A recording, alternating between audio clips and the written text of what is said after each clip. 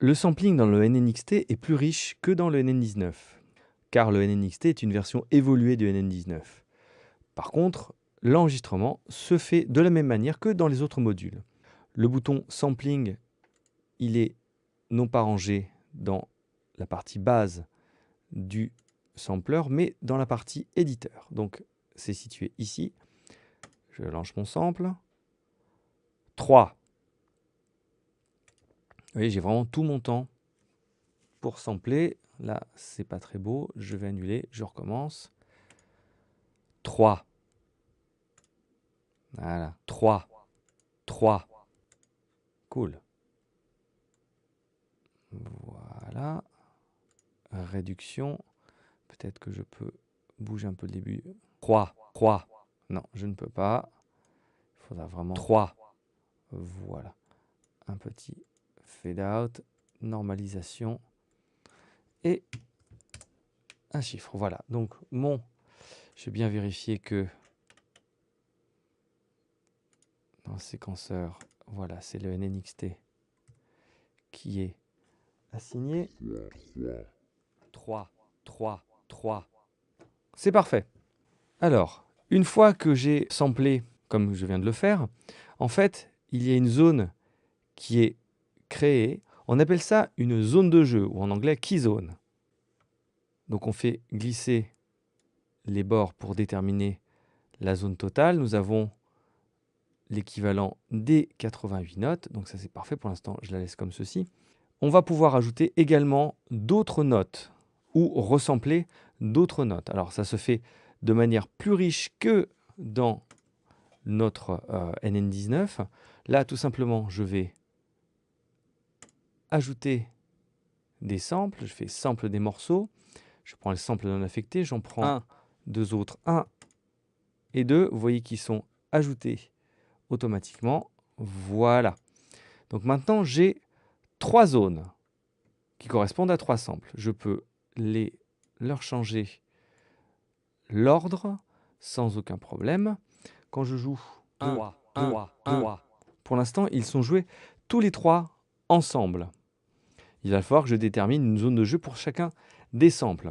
Et comme vous voyez qu'ils sont disposés verticalement, contrairement à notre NN19 où nous ne pouvions juste que délimiter des points de split.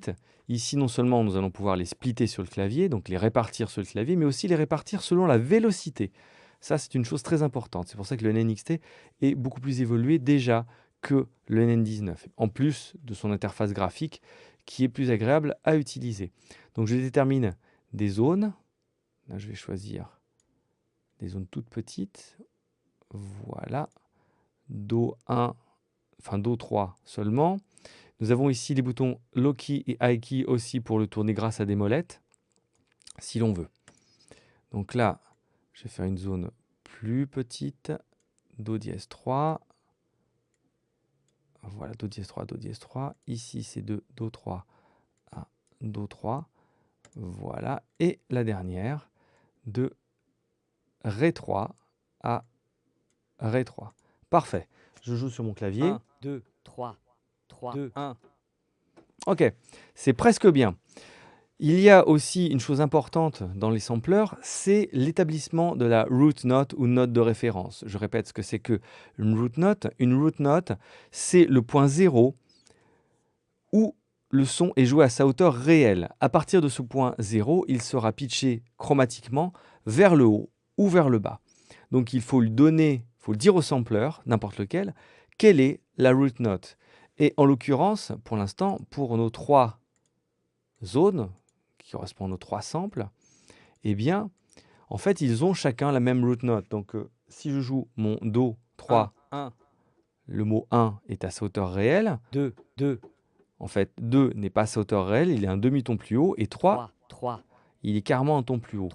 Donc, je vais juste changer la root note. Alors, il y a un raccourci clavier. Sur Mac, on fait commande et on clique sur le clavier. Sur PC, on fera contrôle-clic. Je fais commande-clic, hop, et je modifie ma root note. Pareil pour le 3e. Voilà. Et là, je rejoue mes 3 notes. 1, 2, 3. Voilà, tout est joué à sa bonne hauteur. Donc là, c'est parfait. Tout ce qui est fonction d'édition principale par zone, en fait, sont répartis sur tous les boutons qui sont en bas de l'écran et qui changent en fonction de la zone sélectionnée. Pour ma première zone, ici, nous avons le bouton précisément pour la root note, si on veut le faire à partir d'ici. Un bouton pour le tuning. 1, 1, 1, Bon là, ce sont des... 1. 1, 1, 1, 1, 1, 1, 1, 1. Donc ça n'a pas trop d'incidence.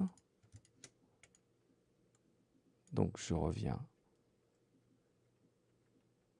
à 0. Ici, c'est le jeu, enfin le point de départ et le point de fin du sample, exprimé en pourcentage. Donc ici, il partira à 0%. Si je monte un peu plus, vous voyez, le point de départ est de plus en plus loin du point réel. Et pareil pour le point de fin.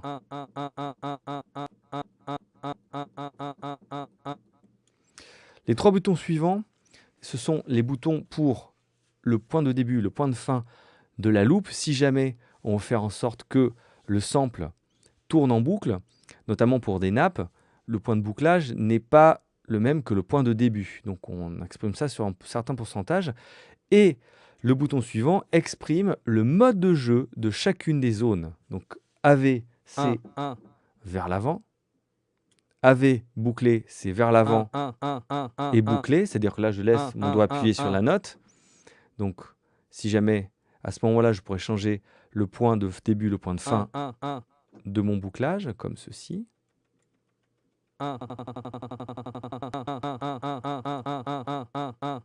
Voilà. Ici, le sample est lu en avant puis en arrière.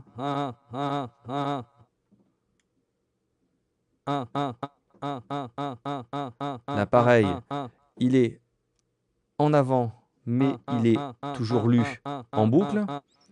Contrairement, donc du coup, les points de bouclage ne serviront à rien puisqu'il est tenu. Et